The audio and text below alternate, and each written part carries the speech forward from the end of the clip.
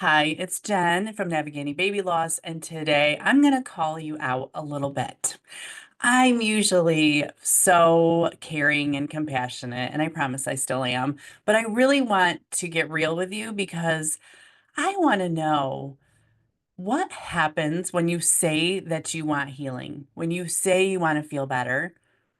If you did, you'd be taking some actions to move closer to that. And instead, you're sitting in the discomfort of your pain because you feel like it's a little bit of a connection to your baby. Did I just hit a nerve? I know it's something a lot of lost moms feel, but nobody really dares to say it. So I'm saying it out loud today. It's just one of those quiet truths that's really hard to admit, even to yourself. There's lots of layers to it. And honestly, it's very confusing. But you are not alone if this is what you're feeling. And more than that, you're not doing something wrong. I just want you to get honest and to the bottom of it. So, we're going to talk about it today slowly with lots of examples and grace because it's not something you're going to fix in a day. And maybe you don't even notice it. After today's conversation, you will start to notice little places where you're holding on to your grief a little tighter than you need to. I don't want you to be in pain. I don't want you to feel like you're struggling every single day. And I'm also not ever going to say, forget your grief. There's a sunny day ahead because that's not the truth either. But what I want you to do is just start noticing. Can you notice where you are doing some of these things too? Here's what I know, not just from the moms I coach, but from my own story, because after I lost my twins, I stayed stuck for a really long time, like years, because I, number one, didn't know any other way. And also, I wore that like a badge of honor that I was this grieving mother and I was never going to be happy again. The only thing I had to look forward to from here on out was death. And so that was really where I just was comfortable. I got very comfortable there. And it was okay with me to be there because it kept me connected to my grief. Even though I knew I wasn't living the life I really wanted, I didn't know how to get out of it. And I thought that's what I needed to do because I owed it to my babies to grieve them forever. So I did try to do the right things. I tried to be a good mom to the kids I had. I did lots of things to honor them and remember them and bring them into my life. I just did not let that one piece go where I could release the guilt and allow myself to feel peace, happiness, and joy again. I kept beating myself up, wondering why I wasn't better by now. I pretended that I was, but I wasn't, not really. Inside, I was still broken, disconnected from myself and my life. I wanted to feel better and I wanted to be okay again, but didn't feel like myself. I was terrified that if I allowed myself this happiness and joy, if I let go of my grief, it would mean that I was forgetting my babies and leaving them behind. And I couldn't do that. I just couldn't do it. So it took a long time until I was introduced to coaching myself to have this realization that is actually what was keeping me stuck in grief. I had become afraid of everything. I was afraid of who I would become if I let that go. Afraid what other people would think if I wasn't sad anymore. Afraid that if I was healing and moving forward and living my life, that it would mean that their lives were insignificant and didn't matter. And it kept me stuck. And maybe it's keeping you stuck too. I had a client that I worked with not too long ago. I'll call her Emily. Emily reached out because she really wanted to feel different.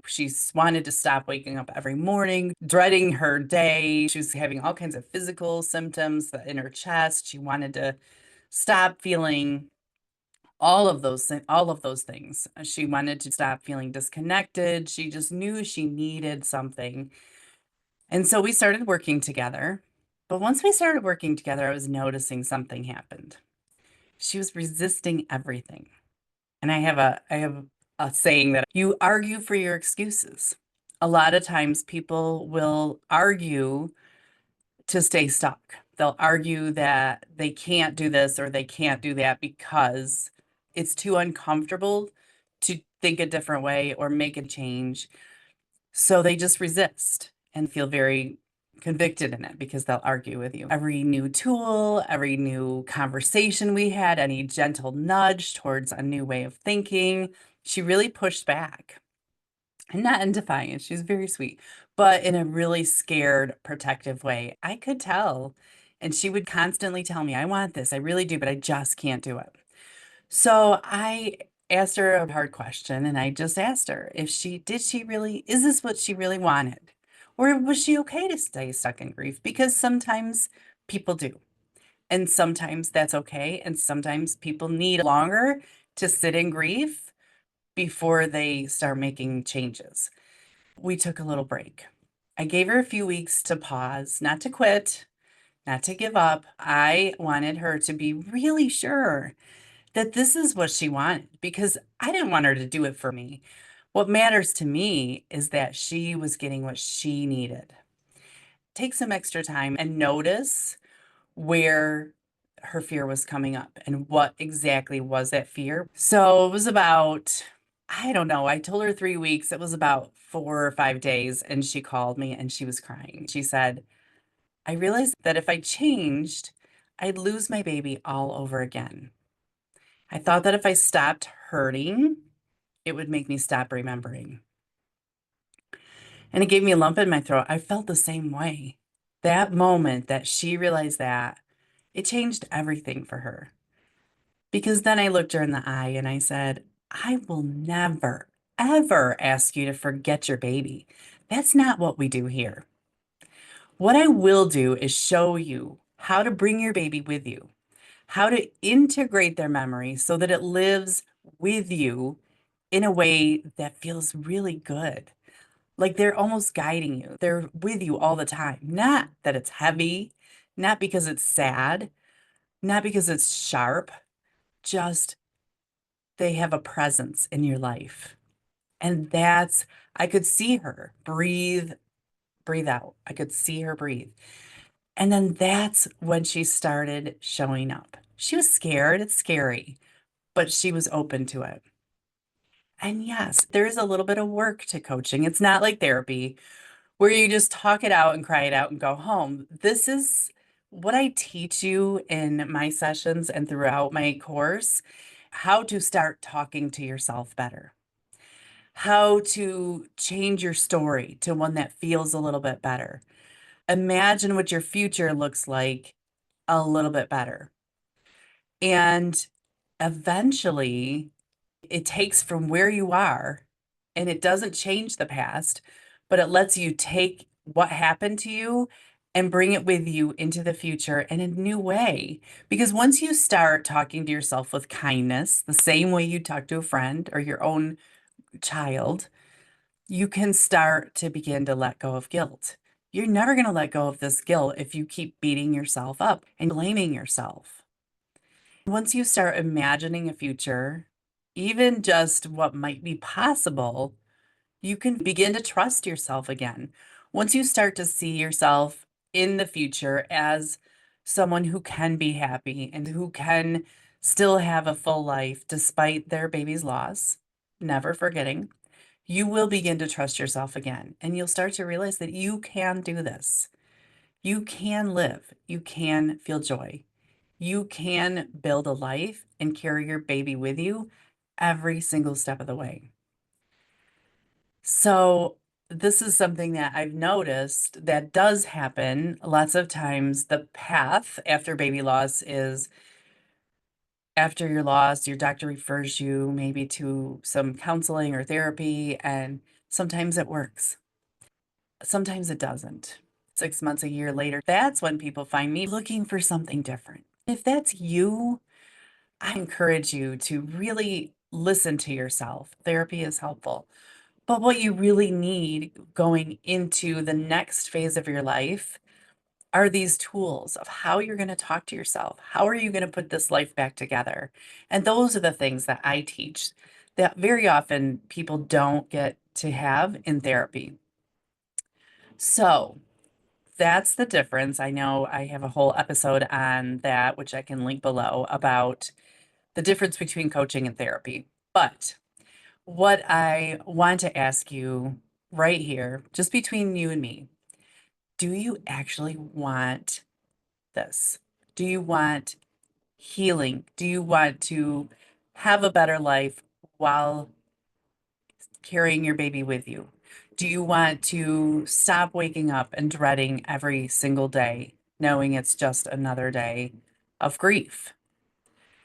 Or are you going to argue to stay in your excuses? Are you okay with being where you are? You're too scared to do anything different. Sometimes we tell ourselves we're ready because we want to be. We think it'll help. We want to do something. But when it comes time to take that step, something freezes. And that's okay. It's not because you're weak, it's because you're human and you've been through something terrible. But staying stuck won't protect you. It's not going to bring your baby back. It's not going to make your grief easier. It keeps you from living. So think about this today. What do you really want? Not what you think you're supposed to want, not what other people are expecting, but what does your heart want? And maybe you're ready to laugh again without guilt. Maybe you're ready to talk about your baby in a way that feels good and brings a smile to your face. Or maybe you're just ready to believe that it is possible. It is possible to live life differently. Be honest with yourself. And if you're too afraid and more comfortable sitting where you are, that's okay. Just say to yourself, I'm afraid that feeling better means forgetting. Say it out loud. Because once you name it, you can begin to think about it and choose something different if that's what you want. And there is a way to let you carry your baby with you while feeling joy. And that's what I finally had to do. Not all at once, but little by little, I started learning that it was okay and that carrying this grief and carrying this guilt was not serving my babies at all. It was hurting my life and my family. It was really not helping anyone, especially me. That's what I want for you. It's what I help other moms do too. So if you are thinking that maybe you're ready, just a little, I really want you to join me inside of the Stillbirth Roadmap. It's my new course that helps you find a way through the pain without ever forgetting your baby. It's full of all kinds of tools, examples, and support for wherever you are, whether you're still in the beginning stages, whether you're 10, 20 years out. If you're ready, come and join me. And if you're not ready, that's okay. If something inside of you is saying, I can't keep living like this, then please don't ignore that voice. You deserve peace and comfort and to live your life, and you don't have to figure it out alone. You're not broken. You're not behind. There's no timeline. You're a mother holding on to deep love for your baby and also deep pain for the life that you are going to live without your baby. And you're doing your best to find your way. So if you're ready, I am here and I'm ready to walk beside you every step of the way. But just decide, are you ready? Is this your time or is the time not right? Are you not ready for healing yet? I'm sending you so much love. I'll see you next time. Click the link to check out the Stillbirth Roadmap. It's only open for a short time and then not again for a while. So if you want to get in, now's the time. I'll see you soon.